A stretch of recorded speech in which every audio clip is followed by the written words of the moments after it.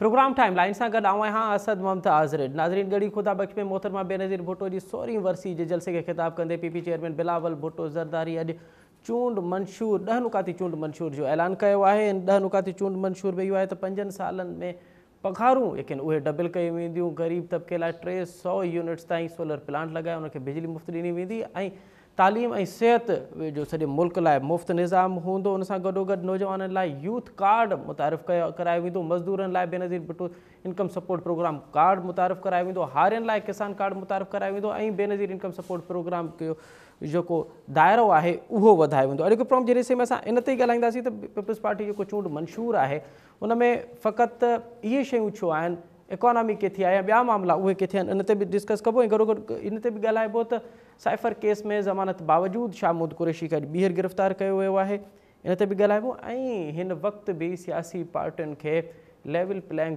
Field न मिलण जी शिकायत बरक़रार आहे। सिंध में पीपी मुखालिफ़ इतादनि उहे कहिड़ी हिकमत अमली सां पीपी जो मुक़ाबिलो करे सघंदा आहिनि, तमामु तर मौज़ूअनि ते ॻाल्हाइबो। हिन असांखे प्रोग्राम में जॉइन कयो आहे मिर्ज़ा अख़्तियार बेग साहब, पाण पीपल्स पार्टी जा सीनियर अॻवान आहिनि, टिकट होल्डर आहिनि ऐं पंहिंजो इकोनॉमिस्ट आहिनि। इन डॉक्टर मिर्ज़ा साहब सां बि प्रोग्राम में ॻाल्हाइबो ऐं गॾोगॾु ॻाल्हाइबो डॉक्टर सफ़दर अब्बासी, पाण GD जा मरकज़ी अॻवान आहिनि। ऐं असांखे जॉइन कंदो राजा अंसारी, मुस्लिम लीग नून जा सीनियर नायब सदर। मिर्ज़ा अख्तियार बेग साहब, आप के साथ प्रोग्राम का आगाज़ करते हैं। 10 नुकाती एजेंडा मंशूर आज ऐलान किया गया है, क्या आप समझ रहे हैं कि यही काफ़ी है इस हालात में? देखिए, ये पीपल्स पार्टी वाहिद पार्टी है जी सर, जिसने एक इलेक्शन इंतखाबी मंशूर मैनिफेस्टो जो है वो पेश किया है और उसमें हमने अपनी तरजीहात बताई हैं पूरे पाकिस्तान को। और ऐलान ये सिंध में हुआ है कहीं, लेकिन ये पूरे पाकिस्तान के लिए है। जो इलेक्शन में हुकूमत आने के बाद इंशाअल्लाह हमारा एक कमिटमेंट है कि उनको हम करेंगे। देखिए, माशियत की बहाली और माशियत का रिवाइवल पीपल्स पार्टी का इस वक्त टॉप प्रायोरिटी है। माशियत की तबाही की वजह से बेरोजगारी बढ़ रही है, गुर्बत बढ़ रही है और महंगाई बढ़ रही है और उससे लोगों में मायूसी है। लोग अब उस पार्टी की तरफ देखना चाहते हैं कि जो कॉन्क्रीट एक रोड मैप लेके आए, ये नहीं कि आने के बाद ट्रायल करे। जैसे असद उमर साहब को 6 महीने पहले ऐलान कर दिया था PTI ने कि ये हमारे फाइनेंस मिनिस्टर होंगे, लेकिन उन्होंने कोई रोड मैप नहीं बनाया, कोई तरजीहात हमें नहीं बतलाई इकोनॉमी की कि वो किस तरह से माशी बहाली करेंगे। और वही हुआ, फिर पिटे वो एक चीज करते थे, फिर बदलते थे, फिर IMF के पास जाते थे और ये वगैरह। इस बार जो 10 नुकाती मैनिफेस्टो इंतखाबी मंशूर जिसको कहते हैं ऐलान हुआ है, उसमें आपने देखा कि 5 साल में उन्होंने ग्रेजुअली तनख्वाह में इजाफा करने को कहा है और ये 20% के हिसाब से होगा। और अभी भी हम कर रहे हैं, तो ये कोई ऐसी चीज नहीं है कि जो हमने खुश करने के लिए ऐलान की है, बल्कि 20% के करीब तनख्वाह में इजाफा सालाना हर बजट के बाद आप देख रहे हैं। और सिंध में बिलखुसूस सबसे ज्यादा हुआ है जी। हमने मिनिमम वेजेस जो है सिंध में सबसे ज्यादा इस वक्त पाकिस्तान में रखी। दूसरा, हेल्थ और एजुकेशन सेक्टर की प्रायोरिटी ये बताता है कि लोगों में जो ज्यादा गरीब हैं वो अफोर्ड नहीं कर सकते हैं पूरी सेहत को या अच्छी तालीम को। उनका अच्छी तालीम यकसा फॉर ऑल, ये बहुत बड़ा स्टेटमेंट है और इसको साबित करना होगा। बेनज़ीर इनकम सपोर्ट प्रोग्राम माशाल्लाह हर हुकूमत दौर में उसको जारी रखा है और अब उसका स्कोप बढ़ाया जा रहा है। आप देखें, बेनज़ीर की तरक्याती मंसूबों से ज्यादा हम fund Benazir income support programme को बजट में देते आए हैं। उसके बाद बिजली में 100 यूनिट्स जो है तक तो फ्री देना है और वो सोलर से देना चाहते हैं और सोलर के लिए सस्ती फाइनेंसिंग का उन्होंने एक प्रोग्राम का ऐलान करा है। किसान कार्ड और इंश्योरेंस कार्ड, ये दोनों चीजें हमारे दौर में तारीफ कराई गई हैं, इसको परस्यू करके हम आगे लेके जाएंगे। तो ये कम से कम 10 नुकाती प्रोग्राम है जो आपको पाबंद करता है, जो आपको बंद कर देता है कि ये कमिटमेंट है आपका, इसको आपने ऑनर करना है और नहीं हो गया तो इसके ऊपर सवाल जवाब किए जा सकते हैं। मैं समझता हूँ लोगों ने सराहा है क्योंकि सब बुनियादी चीज है।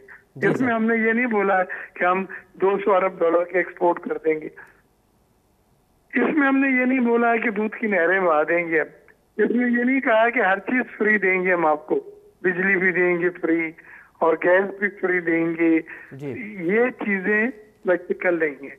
लेकिन जो बताया गया है 10 नुकाती प्रोग्राम में वो वर्केबल एंड डूएबल है। अच्छा, अपना ठीक है, और उसको सराहा गया है जी। हम लोगों ने इसमें इनपुट दिया है, हमसे मशवरा किए गए हैं, मैनिफेस्टो कमेटी ने इसमें दर्जनों मीटिंगें की हैं और अपना इनपुट देके एक मैनिफेस्टो को ऐलान किया गया है। मिर्जा साहब, आप क्योंकि सीनियर सियासतदान भी हैं और उसके साथ साथ आप जो है वो माशतदान भी हैं, इस वक्त जो मौशी बहरान है, आप नहीं समझते कि इसमें भी पीपल्स पार्टी को इनपुट देना चाहिए था कि ये जो IMF का प्रोग्राम है उसको कंटिन्यू रखना है, नहीं रखना है, अगर नहीं रखना तो उसके लिए अल्टरनेट क्या है, एक्सपोर्ट को किस तरह से बढ़ाना है, और फिर जो बैरूनी सरमाकारी है उसको मुल्क में आने के लिए क्या क्या एफर्ट्स लेने चाहिए? आप नहीं समझते कि ये पॉइंट भी होना चाहिए था? सर बिल्कुल होने चाहिए थे। जब आप इसकी तफसीलात में जाएंगे तो आपको बाकी चीजें भी मिलेंगी। इसमें स्पेशल इन्वेस्टमेंट फैसिलिटेशन काउंसिल जो है, सरमायाकारी सहूलत काउंसिल, जो सिविल मिलिट्री क़यादत में काम कर रही है, जनरल आसिम मुनीर साहब को बड़ा कलीदी किरदार है फॉरेन इन्वेस्टमेंट लाने के लिए, वो आने वाले वक्त में आप देखेंगे जमहूरी हुकूमत के साथ एक बड़ा फाल किरदार अदा करने जा रही है और उसमें अभी से बड़े अच्छे खुशहाल नताइज हैं। अभी सऊदीया के साथ इन्वेस्टमेंट एग्रीमेंट साइन किया है और सरमायाकारी मुआहदे के बाद अब GCC कंट्रीज जो है उसके साथ FTA साइन होने जा रहा है। फिर आपने देखा है कि आरामको ने शेयर्स लिए हैं OGDC वगैरह में जी सर ऑयल रिफाइनरी के लिए।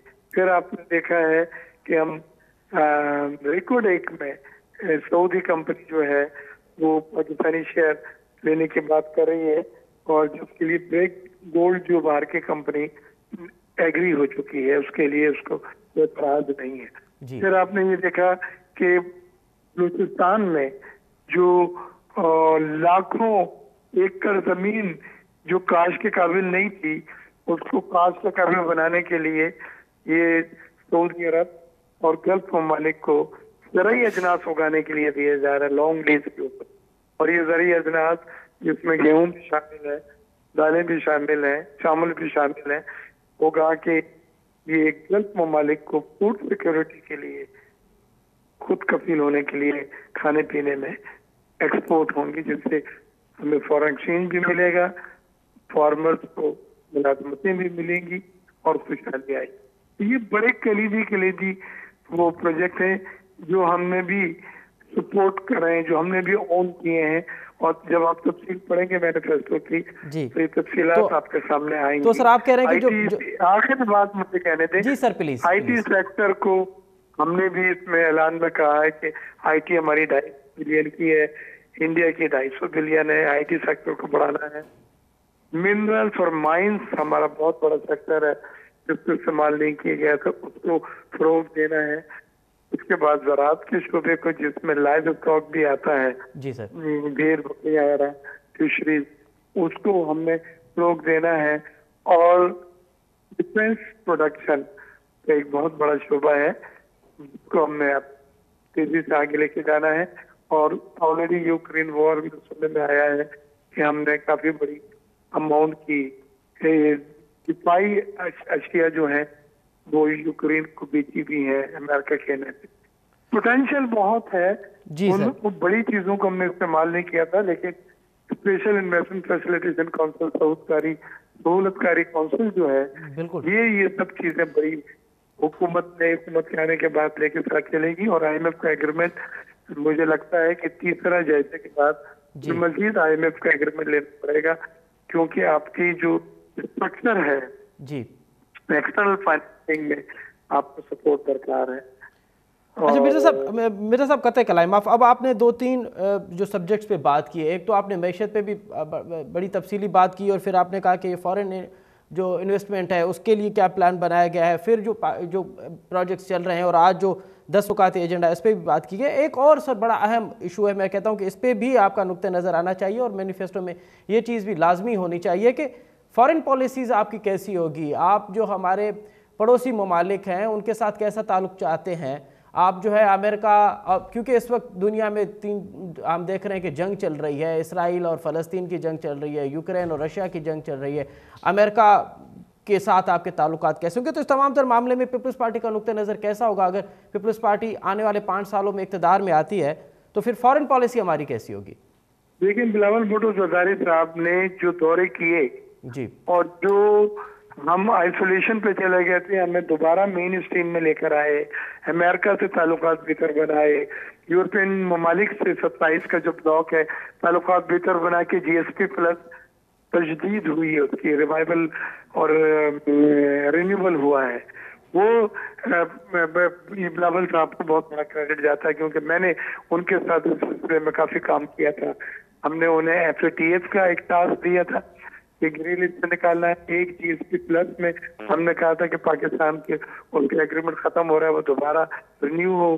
تیسری ہم نے آئی ایم ایف ایگریمنٹ پہ بات کی تھی اور آئی ایم ایف کو امریکہ کی سپورٹ دلانے میں بہت بڑا کردار بلاول بھٹو زرداری صاحب کا ہے، جو انہوں نے وہاں جا کے میٹنگیں کی تھی. تو پیپلز پارٹی چاہتی ہے غیر جانبداری کے ساتھ تمام ممالک انکلوڈنگ پڑوسی ممالک کے ساتھ اچھے تعلقات غیر جانبداری والے رکھنا اور اپنی ساورنٹی کے اوپر کوئی کمپرومائز نہ کرنا. اور ہم اسی وقار کے ساتھ انشاءاللہ آنے والے وقت میں ہمیں حکومت ملی تو آپ دیکھیں گے کہ ہم میچیورڈ پارٹی ہیں، ہمارے خیالات میچیورڈ ہیں اور وہ ابھی پی ڈی ایم کی حکومت میں بلاول بھٹو زرداری صاحب نے ایز اے فورن منسٹر ثابت کر دیا ہے کہ جو ایک ینگ فورن منسٹر نے جو پاکستان کو دوبارہ مین اسٹریم قیادت میں ڈالا ہے، وہ دنیا نے اس کی تعریف کی ہے.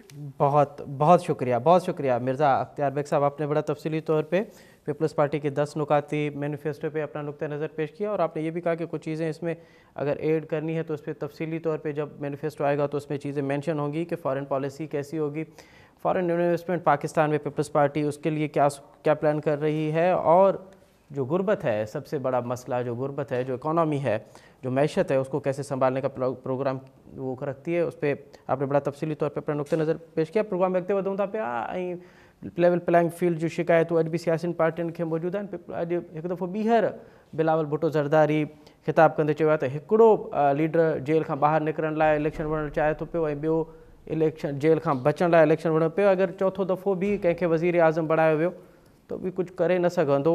हाणे नौजवान क़यादत खे अॻिते अचणु घुरिजे, यानी उनजे तीर या सिधा निशान मुस्लिम लीग नून वटि हुया. हींअर मुस्लिम लीग नून जो ई प्रोग्राम में मौक़े वठंदासीं. राजा अंसारी साहब सीनियर नायब सदर आहिनि मुस्लिम लीग नून जा, उनखां प्रोग्राम इनके पिया. राजा प्रोग्राम में ख़ुशि आमदीद. महिरबानी. अच्छा राजा साहब, हाणे इहो ॿुधाइजो त हे बिलावल जेको बार बार तनक़ीद पियो करे, बिलावल बार बार इहो तासुर पियो ॾिए त ॼण मियां नवाज़ शरीफ़ चौथो भेरो वज़ीर आज़म थियणु पियो वञे ऐं चौथो भेरो ई हू फेल थींदो. पहिरियां त इन नुक़्ते खे अव्हां कीअं पिया ॾिसो त वाक़ई छा को प्लान आहे की एॾे कॉन्फिडेंस सां जॾहिं बिलावल चए थो पियो त इन जे पोयां यकीनन उहो ॾिसंदो हूंदो, ऐं या अव्हां सम्झो पिया त इहो फ़क़ति इलेक्शन ई नारो आहे, इलेक्शन ई मुहिम जो हिकिड़ो हिसो आहे? सभ खां पहिरीं त असां शुक्रगुज़ार आहियूं जनाब बिलावल भुट्टो ज़रदारी साहब जा जी त हू पाण असांजा सियासी मुखालिफ़ थी करे बि पाकिस्तान जी आवाम खे इहो ॿुधाए रहिया आहिनि त हिन दफ़े इलेक्शन मुस्लिम लीग नून खटींदी ऐं मियां नवाज़ शरीफ़ साहब वज़ीर आज़म थींदो. संदसि थोरा त आहियूं असां, बजाय हिनजे जो हू पाण वज़ीर आज़म थियणु चाहे, पर हू तक़रीरुनि में बरमला असांजे लाइ नेक तमन्नाउनि जो इज़हार करे थो. असां हुन ते साईं जा शुक्रगुज़ार आहियूं. ॿी ॻाल्हि इहा आहे त हाणे हू जेका ॿी ॻाल्हि जो ॿियो जेको हुननि जो पहलू आहे त वज़ीर आज़म बि थींदा पर पोइ फेल थींदा, त पोइ माण्हू त इहो ई चाहिनि था त मियां नवाज़ शरीफ़ जंहिं तरीक़े सां पहिरियों वज़ीर आज़म हो, वरी ॿिए टेन्योर में वज़ीर आज़म हो, टे टेन्योर में वज़ीर आज़म हो, उअं ई तरीक़े सां मियां नवाज़ शरीफ़ वरी चौथीं दफ़ा वज़ीर आज़म थी करे डिलीवर करे जीअं हुन पहिरियों डिलीवर कयो आहे. मियां नवाज़ शरीफ़ जा टई जेके दौर आहिनि, ख़्वाब मियां नवाज़ शरीफ़ खे पंहिंजो मुद्दो पूरो न करणु ॾिनो वियो, पर हुन टिनी अदवार में मियां नवाज़ शरीफ़ बहितरीन डिलीवरेंस ॾिनी. तव्हांखे यादि आहे त 24 कलाकनि में 2 कलाक बिजली ईंदी हुई ऐं 22 कलाक बिजली गाइबु हूंदी हुई. जी उन जगह ते अॼु लोड शेडिंग जो ख़ात्मो। अञा तव्हां ॾिसो त कराची में जंहिं तरीक़े सां बदअमनी हुई, अॼु उहा बदअमनी जो ख़ात्मो। अहिड़े तरीक़े सां रोड ऐं रस्तनि जा वरी हिकु दफ़ो ॿीहर जॾहिं नवाज़ शरीफ़ खे अलाह मौक़ो ॾिनो त हुन ॼार विछाए छॾिया। अहिड़े तरीक़े सां बिजली जा मनसूबा, अहिड़े तरीक़े सां थरकोल पावर प्लांट आहे, अहिड़े तरीक़े सां कराची हैदराबाद मोटरवे, सखर मुल्तान मोटरवे, सो K4 लियारी एक्सप्रेस वे खे ड्यूअल कैरेज करणु, मतिलबु लातादाद सेवण खां वठी करे जेको तव्हांजो जामशोरे जो रोड आहे उनखे ड्यूअल कराइण जा मनसूबा, सी पैक खे खणी अचणु, डायरेक्टली इन्वेस्टमेंट्स आणनि। नवाज़ शरीफ़ जो दौर त माण्हू यादि था कनि ऐं चवनि था त जीअं नवाज़ शरीफ़ अॻु में वज़ीर आज़म हो, हाणे बि अची उहो ई वज़ीर आज़म थिए, उहो ई डिलीवर करे। सो बिलावल साहब खे मां सम्झां थो त हिकु त उहो सॼे पाकिस्तान जे अवाम खे जॾहिं वञनि था, इहो ॿुधाइनि था त बाबा वज़ीर आज़म तव्हांजो मियां नवाज़ शरीफ़ पियो थिए। जी वरी महिरबानी, ॿी छा था करे सघूं। अच्छा राजा, हाणे भला सिंध जी पॉलिटिक्स ते अचूं पिया त सिंध में PP मुखालिफ़ जेको इतिहाद थिए थो पियो, या नून लीग अगरि कंहिं इतिहाद जो हिसो न बि थिए थी, त नून लीग वटि सिंध जे चूंड लाइ तरजीह छा आहे? कहिड़नि कहिड़नि सीटुनि ते अवां इलेक्शन विढ़ो था पिया ऐं कहिड़नि कहिड़नि लीडरनि सां अवां जो मिसाल अवां जी मरकज़ी क़यादत सिंध में चूंड विढ़े थी पई, या अवां चओ था पिया त मरकज़ी क़यादत खे सिंध में चूंड विढ़ण जी फ़िलहाल का ज़रूरत न आहे, हितां मक़ामी क़यादत आहे उहा ई चूंड विढ़ंदी? न, असांजी मरकज़ी क़यादत, असांजो जेको मरकज़ी सदर आहे मियां शहबाज शरीफ़ साहब, उहो कराची मां इलेक्शन विढ़े पियो, बल्दिया जे एरिया मां। अहिड़े तरीक़े सां असां सिंध में जेतिरा बि तक आहिनि सभिनी ते पंहिंजा उम्मीदवार बीहारिया आहिनि। असां भरपूर इलेक्शन मुहिम में आहियूं। 2 ॾींहंनि खां पोइ मियां शहबाज शरीफ़ साहब कराची अचनि पिया। अहिड़े तरीक़े सां उहे सिंध जे मुख़्तलिफ़ इलाइक़नि जो दौरो कंदा। कुझु अरसे खां पोइ मियां नवाज़ शरीफ़ साहब सिंध जे मुख़्तलिफ़ इलाइक़नि जो दौरो कंदो। सो असां सिंध में भरपूर हिकिड़ी सियासी कुवत बणिजी उभरिया आहियूं। तव्हां ॾिठो त रिसेंटली असां सिंध में पंहिंजी तंज़ीमी जेके तब्दीलियूं आहिनि उहे बि कयूं आहिनि। अहिड़े तरीक़े सां असां सिंध में जेके इलेक्टेबल्स आहिनि उहे बि मुस्लिम लीग नून उन्हनि बि जॉइन करणु शुरू कई आहे।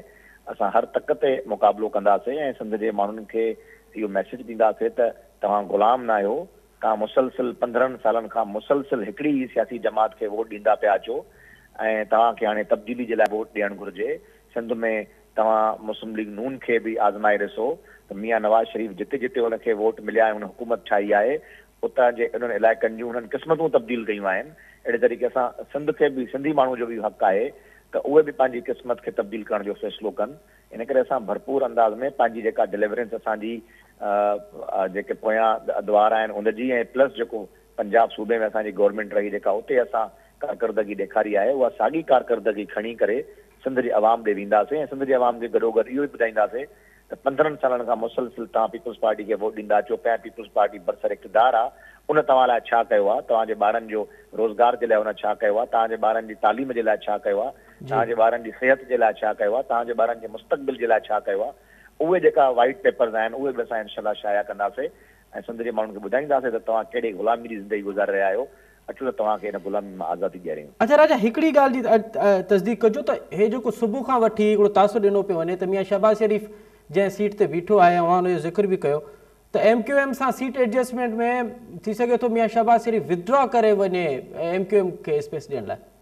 मां सम्झां थो त MQM सां असांजूं जेके ॻाल्हियूं आहिनि उहे अञा ताईं हलनि पियूं, पर उन में अञा ताईं का पेशरफ़्त कोन थी आहे। असां हर सियासी जमात सां इतिहाद करण जे लाइ तयारु हुयासीं, पर बराबरी जी बुनियाद ते। पर जेकॾहिं का सियासी जमात इहो तासुर ॾींदी त उहा हिन शहर जी मालिक आहे ऐं सभिनी सीटुनि ते सिर्फ़ु उन्हनि जो हक़ आहे, त इहो ग़लति आहे। मियां शहबाज शरीफ़ साहब काग़ज़ात नामज़दगी जमा कराए छॾिया आहिनि।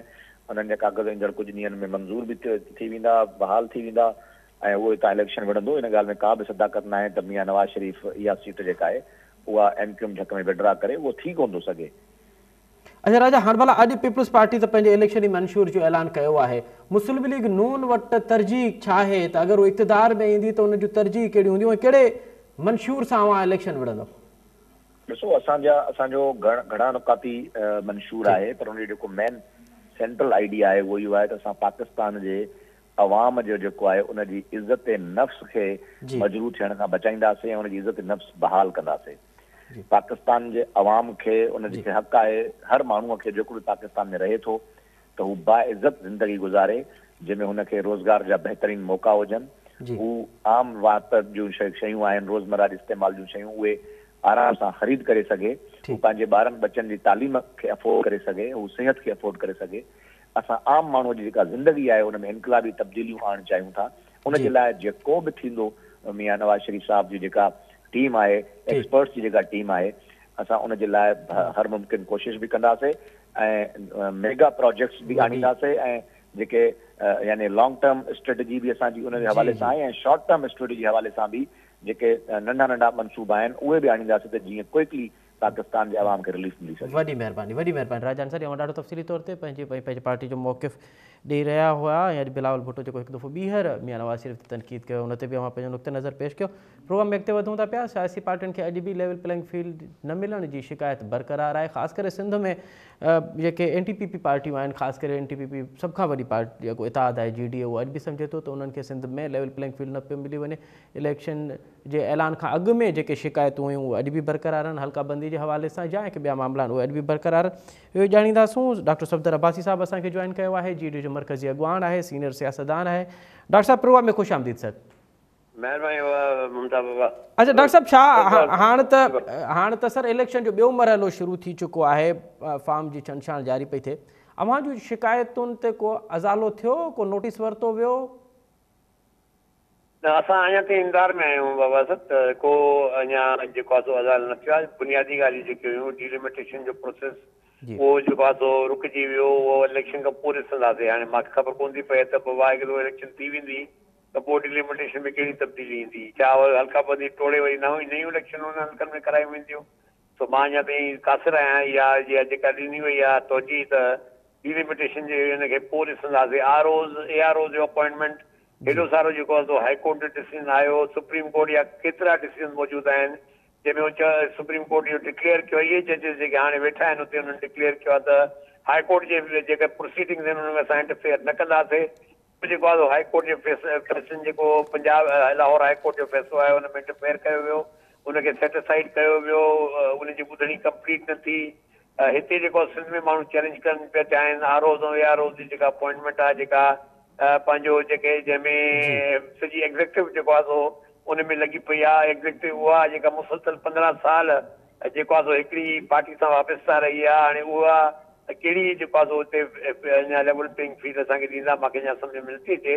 पर तंहिं हूंदे बि जेको आहे सो असांजो सम्झूं था पिया त मैदान खां न छॾिणो, GDA पंहिंजी पूरी ताक़त सां मौजूदु आहे।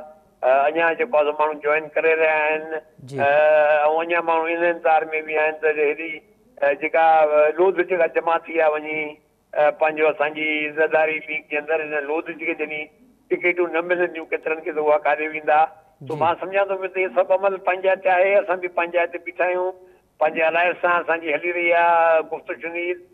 PMLN आहे, पंहिंजो असांजी JYF आहे, MQM आहे, असांजूं ॻाल्हियूं सां सभिनी सां हली रहियूं आहिनि त असां अॻिते बि सीट नई मां ॻाल्हि हिकिड़ी मुकमल करे वञा। अॼु मूंखे मोरे मां इत्तला मिलियो आहे त जेको मुर्ज़ा ख़ान चितवी साहिब जी सीट आहे NA 206 उन ते 45 पोलिंगियूं जेके 2018 जूं हुनखे बदिलाए वञी उन्हनि उताकनि में जेके पोलिंगियूं रखियूं वयूं आहिनि, जेके पंहिंजो ज़रदारी लीग जा हामी जेके कैंडिडेट्स आहिनि उन्हनि जे हल्कनि जे अंदरि उनजे घरनि में उहे पोलिंगियूं रखियूं वयूं आहिनि। त उहो बि हाणे इहा जेका उहा त मैनिपुलेशन अॻे थी चुकी, पर हाणे पोलिंग स्टेशन जी बि मैनिपुलेशन मुख़्तलिफ़ वर्गनि में थी रही आहे। इन जो बि असां नोटिस वठी रहिया आहियूं। पर जीअं मां तव्हांखे चयो आहे त जेको सियासत में जेको आहे हिकिड़ो अमल आहे, इलेक्शन हिकिड़ो अमल आहे, असां बिल्कुलु पंहिंजी शिदोमत सां जेको आहे इंशाअल्लाह ताला हुन में पार्टिसिपेट कंदासीं। डॉक्टर साहब, GDA केतिरनि सीटुनि ते पंहिंजा उम्मीदवार बीहारिया आहिनि क़ौमी असेंबली सूबाई असेंबली ते? हिन महिल असांजी तक़रीबन सिंध जे अंदरि हर सीट ते, इवन कराची जे अंदरि असांजूं तक़रीबन मां सम्झां 90% सीट्स जेके आहिनि उन्हनि ते असांजा कैंडिडेट्स फॉर्म भरायो आहे। पर यकीनन जेको आहे सो असांखे महसूसु कयूं था पिया त जेको 15 सालनि जी हिकु हटी आहे, हिकु सिस्टम जेको ठही वियो आहे जंहिंखे तमामु जेको आहे सो इस्टेब्लिशमेंट जा इदारा हुजनि या जेके मुख़्तलिफ़ सियासी जमातूं आहिनि उनखे क्रिटिसाइज़ कंदा रहिया आहिनि, त उन सिस्टम खे मुंहुं ॾियण जे लाइ असां अञा बि महसूसु कयूं था पिया त हिकिड़ी वसी तर जेको आहे सो इतिहाद ऐं सीट एडजस्टमेंट थियणु खपे। GDA जी मां तव्हांखे चयो त 90% सीट्स ते हुनजा कैंडिडेट्स मौजूदु आहिनि। बाक़ी जेको अॻिते असां इहो बि चाहियूं था पिया त ॿियूं सियासी क़ुवतूं आहिनि उन्हनि सां असांजी सीट एडजस्टमेंट थिए। कि 1 to 1 जेको आहे मुक़ाबिलो थिए, वोट जेको ऑपोजिशन जो आहे उहो डिवाइड न थिए ऐं जेको असां भरपूर मुक़ाबिलो करे सघूं। डॉक्टर मां साहब सम्झां थो त इहे सभु ॻाल्हियूं जेको स्क्रूटिनी जी प्रोसेस ख़तमु थिए त पोइ असां यकीन सभिनी ॻाल्हियुनि खे असांजो पार्लियामेंट्री बोर्ड बि वेहंदो ऐं असां सभिनी ॻाल्हियुनि खे असेस करे ऐं पोइ ॿियनि असां जेके बि असांजा पोटेंशियल अलाए विया आहिनि उन सां असां सीट एडजस्टमेंट लाइ उन्हनि सां बि असां ॻाल्हाईंदासीं। डॉक्टर साहब असां ॾिसूंसीं त पीपल्स पार्टी खे जिते टफ टाइम मिलियो आहे या जिते शिकस्त मिली आहे, बार बार जिते पीपल्स पार्टी खे शिकस्त मिली आहे, उहो लाड़काणो गढ़ सम्झो वेंदो आहे त जिते पीपल्स पार्टी हिन वक़्त ताईं फातह न पई थिए ऐं उनजो वॾो सबबु लाड़काणो अवामी इतिहाद आहे जेको मुनज़िम आहे, जेको मज़बूत आहे, तंहिं करे शिकस्त मिले पई। हिन भेरे छा लाड़काणो अवां जॾहिं उते चूंड विढ़ंदो त लाड़काणो अवामी इतिहाद बरक़रार रहंदो, छाकाणि त लाड़काणे अवामी इतिहाद जा कुझु अहम अॻुवाण अवां खे बि छॾे चुका आहिनि, त पोइ हींअर हिकमत अमली कहिड़ी हूंदी? अवामी इतिहाद जी बेसिकली मां सम्झां थो त हिकिड़ो यकीन मां हिनखे कंसीड कंदुसि असांजो नुक़सान थियो जॾहिं आदम ख़ान उनर साहिबु फ़ैसिलो कयो पीपल्स पार्टी जॉइन करण जो, पर उनखां पोइ हिते असांजा बाक़ी तमामु दोस्त गॾु बीठा आहिनि ऐं असां हिकु बाक़ाइदे हिकिड़े पंहिंजो हिकिड़े इतिहाद सां जेको मौजूदु आहियूं। JUIF आहे, उनमें PP वर्कर्स आहे, उनमें जेकी ॿियूं जमातूं आहिनि पाकिस्तान मुस्लिम लीग फंक्शनल आहे, उहे सभु जेको आहे उहो पंहिंजे पंहिंजे जॻहियुनि ते जेके कैंडिडेट्स हर हल्के में कैंडिडेट्स मौजूदु आहिनि ऐं उनमें बावजूदि हिनजे हल्का टोड़िया विया आहिनि। जेके पहिरें हल्का हुया जे PS11 मौज़म अबाई साहिबु 2 दफ़ा इलेक्शन में खटी, पहिरें जेको आहे जनरल इलेक्शन में, पोइ बाई इलेक्शन में उन हल्के खे टोड़ियो वियो ऐं उहे पोर्शन जेके मज़बूत हल्को हुया पंहिंजो असांजे अवामी इतिहाद जा उनखे कटे जेको आहे PS12 में मोकिलियो वियो, कटे उनमें PS12 में शामिल कियो वियो आहे। पर हुनजे बावजूदि बि मां तव्हांखे चवां थो त हिते बिल्कुलु ऑपोज़िशन मौजूदु आहे ऐं असां सम्झूं था पिया त जेका अचण वारे ॾींहंनि में जेका बि हाणे पंहिंजो मुक़ाबिला थींदा हुन में यकीनन GDA ऐं जेको असांजो इतिहाद आहे लाड़काणा अवामी इतिहाद में जेके बि असांजा क़ाइदीन आहिनि इंशाअल्लाह भरपूर मुक़ाबले जी पोज़ीशन में हींअर बि मौजूदु आहिनि। वॾी महिरबानी डॉक्टर सफदर अब्बासी साहब, अवां GDA जो मौक़िफ़ पेश कयो ऐं अवां जो चवण आहे त हिन वक़्त बि अवां खे लेवल प्लेइंग फील्ड जूं शिकायतूं बरक़रार न रुगो एतिरो बल्कि अवां डिलिमिटेशन जे हवाले सां जेके अपीलूं दर्ज कयूं हुयूं, जेके शिकायतूं दर्ज कयूं हुयूं, उन जो बि अज़ालो न थी सघियो। इहो चयो वियो त इलेक्शन खां पोइ असां ॾिसंदासीं त डिलिमिटेशन वारो मामिलो किथे थो बीहे। हाणे इहो ॾिसणो ई आहे त इलेक्शन पहिरियां थींदी, हल्का पोइ उनजो अज़ालो पोइ कयो वेंदो, इहो त ॾाढो अजीब ई आहे। वरी बि ॾिसणो इहो आहे त पीपल्स पार्टी खे टफ टाइम ॾियण लाइ हीअ जेके मुख़ालिफ़ पीपल्स पार्टी इतिहाद आहे उहो केतिरो सिंध में सगारो थो थिए। अॼु पीपल्स पार्टी पंहिंजे इलेक्शनी मंशूर 10 नुकाती इलेक्शन मंशूर जो ऐलान त कयो आहे, ॿियूं सियासी पार्टियूं कहिड़ो इलेक्शनी मंशूर आणनि थी पियूं त वक़्तु ई ॿुधाईंदो। हिते प्रोग्राम जो वक़्त में पुॼाणी थो पचे। असद ममताज़ रेड खे ॾींदा इजाज़त, सदाईं गॾु।